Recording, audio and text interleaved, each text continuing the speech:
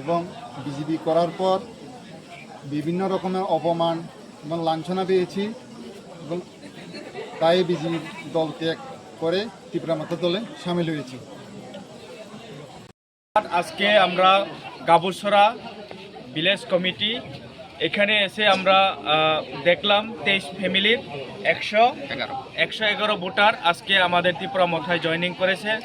তাদেরকে আমরা বলতে চাই আমাদের মহারাজার যে লক্ষ্য উদ্দেশ্য এটাকে ফুলফিল করার জন্য এবং আমাদের ত্রিপুরা মথাকে আরও স্ট্রং এবং ভবিষ্যতে কাজ করার জন্য এবং ভবিষ্যতে আমাদের এক হয়ে ত্রিপুরাসা এবং বাঙালি যারা সমাজ আছে সবাই মিলে আমরা মহারাজার যে স্বপ্ন এবং 2028-এ আমরা চাই আমাদের যে সমস্ত মানুষ আমরা শান্তিপূর্ণভাবে বসবাস করে এই ত্রিপুরা রাজ্যকে একটা সুন্দর ত্রিপুরা রাজ্য গঠন করার জন্য আজকে এই উদ্যোগ। এবং যারা জয়েনিং করেছেন আজকে তাদের উদ্দেশ্যে আমি বলতে চাই তারাও আজকে থেকে আমাদের ফ্যামিলি এবং আমাদের সঙ্গে কাজ করবে। ভবিষ্যতেও আমরা তাদের সঙ্গে কাজ করব, এক হয়ে আমরা এই ত্রিপুরা রাজ্যকে আমরা শান্তিপূর্ণভাবে এই ত্রিপুরা রাজ্যকে আমরা রাখতে চাই।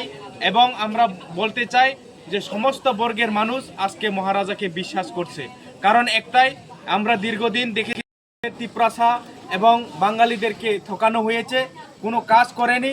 এবং আমরা দেখেছি বিজেপিও সেমভাবে শুধু জুমলাবাজি করে মানুষকে ঠকানো হয়েছে।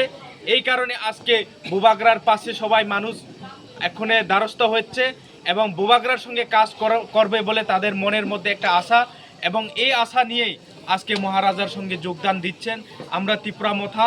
এবং আমাদের ত্রিপুরা মথাতে সবাই যোগদান দিয়ে মহারাজাকে আরও উৎসাহিত করার জন্য এবং ভবিষ্যতে একসঙ্গে কাজ করার লক্ষ্যে এই জয়েনিং বলে আমি মনে করি।